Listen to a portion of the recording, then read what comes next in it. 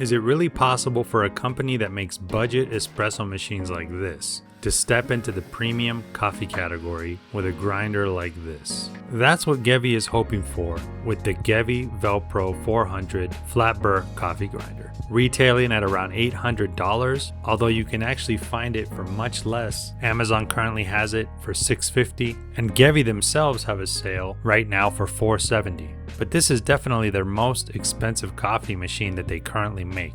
Now in this video, we'll review it, see if it can grind fine enough for espresso, see if it works well for other forms of coffee like a pour over. We'll talk about its features and see if Gevi has successfully pulled off their first entry into the premium coffee category. Now before we get into it, don't forget to hit that subscribe button. It really does help the channel a lot. To begin, let's go ahead and start talking about the aesthetics. I think it's a very beautiful looking grinder, very pretty.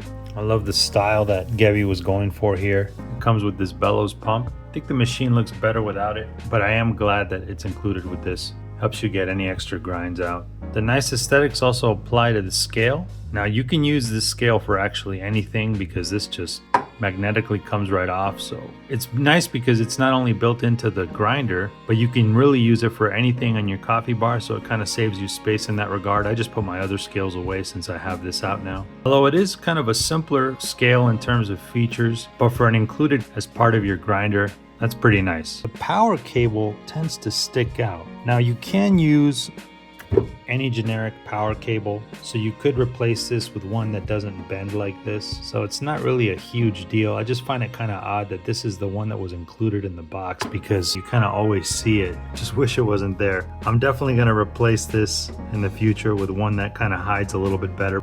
Now this machine is stepless.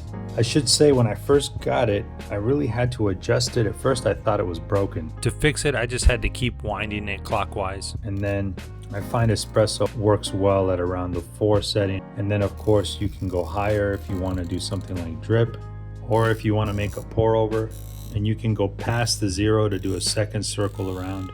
And as mentioned, this scale is magnetic, so this cup just snaps right into place, which is pretty nice. You also have a mini screen here, and you can just adjust how fast you want the grind to go, whether faster or slower. I've just been leaving it at the default 10, which seems to work really nice. Other than the bellows pump, this whole thing is made of metal, has a solid weight to it, just very premium build. I really do love this look. If you didn't know Gevi made this and you just saw this grinder sitting at a coffee bar, you would think it was made by one of the more premium coffee brands. It's just a great looking grinder. Let's go ahead and grind some beans. I'm actually going to use the scale. These are actually beans from a local roaster here, close to Reno, Nevada, called Blind Dog Coffee. I haven't dialed these specific beans in yet. Let's get 18 grams. Right now the VelPro is set to what I had my decaf at, 18.1. That's fine. I always like to have it just a little bit over.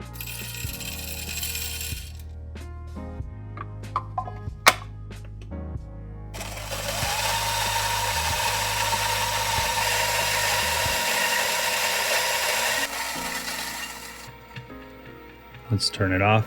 So that gets it to 17.9. Pretty close, off by 0.2 grams. Results will vary, of course, every time you grind. I think that's pretty common for most grinders. Sometimes it's exact. I put in 18 grams, I get out 18 grams. But again, I'm pretty satisfied with this. This is not bad. Now one thing, if you notice, I had to turn the grinder off. I've seen a lot of grinders that were a lot cheaper than this that detected no more beans in the hopper and then turned themselves off. The VelPro does not do this. It's not a huge deal. My Baratza also doesn't do this, and it's also an expensive grinder. I didn't mention that inside this grinder is a flat burr, which is awesome. Let's go ahead and look at the coffee that we just ground. Not bad, nice and fluffy. These would obviously work really well for espresso. I find that the coffee from this grinder pulls great espresso. Let's go ahead and pull a shot just so I can show you. And by the way, this size here, you notice the little ridges on it. So it will work with a 58mm portafilter, but also thanks to this, you can try other sizes as well. It should work fine.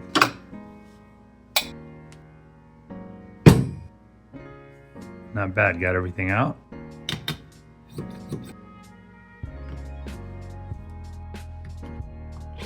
Paper filter on there, keeps the group head clean. Puck screen will do the same thing. Today we're brewing coffee with the Meraki espresso machine. I also have a review of this machine if you want to see. Spoiler, it's awesome. Now again, I haven't dialed this in yet, but let's see what we do. Alright, definitely way too fine there. I'm just gonna stop it. Let's go ahead and adjust the grind. I'm gonna go over to 5, and then we'll try again. For this second shot, I'll show you another way you can use this grinder. Since we have a scale that fits perfectly, we can just weigh it out as we grind.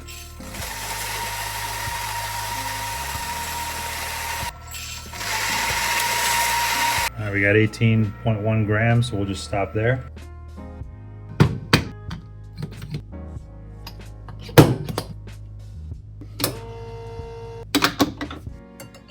All right, much better. So 37 grams in 17 seconds. Still too fast, but the espresso looks great. And actually, let's taste it. Definitely a little sour, so we would want to make it finer, but I would not throw this by any means. Just add some milk. So for this particular coffee bean, I'd probably put it at 4.5 here. Yeah, the espresso looks great. As mentioned, a little sour since it's not dialed in, but this grinder is definitely capable of pulling great espresso grinds. So as mentioned, we can turn this wheel around a few times. If I were just to stop here,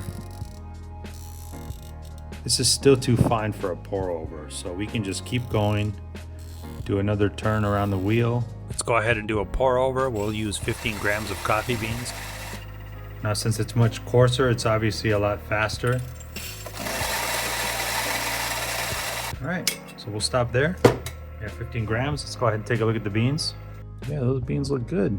Obviously a big difference from the espresso settings. These are way coarser. Good for a pour over. Let's go ahead and make one and see how it comes out. There's already water in here, so let's turn this on.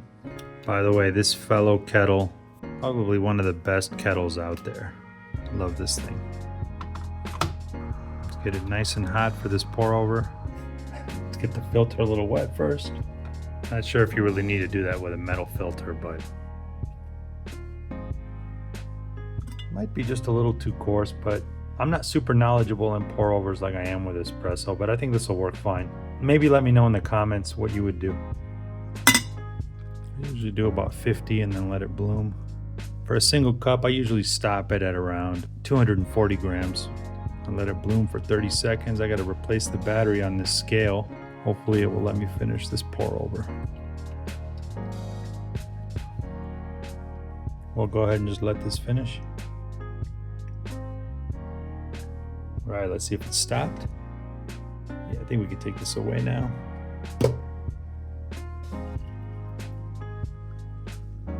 Let's give this a taste. Wow, that tastes amazing. So for this bean, if I want to do a pour over, we'll call this 15 since we had to go around past the 0 once. By the way, before we wrap up, here are the exact dimensions, just in case you're curious how much space it's going to take up on your coffee bar. So how did Gevi do with their first premium product? I think they nailed it. The VelPro 400 handles espresso really well, it holds up for other brew methods, looks sleek on the counter, the retention is minimal, so I would definitely recommend this. It's a great grinder. It also makes me wonder whether Gevi will release a more premium espresso machine in the future to go alongside this. If you have any additional questions, let me know in the comments. By the way, don't forget to hit subscribe if you want to keep seeing coffee reviews like this one. Thanks for watching.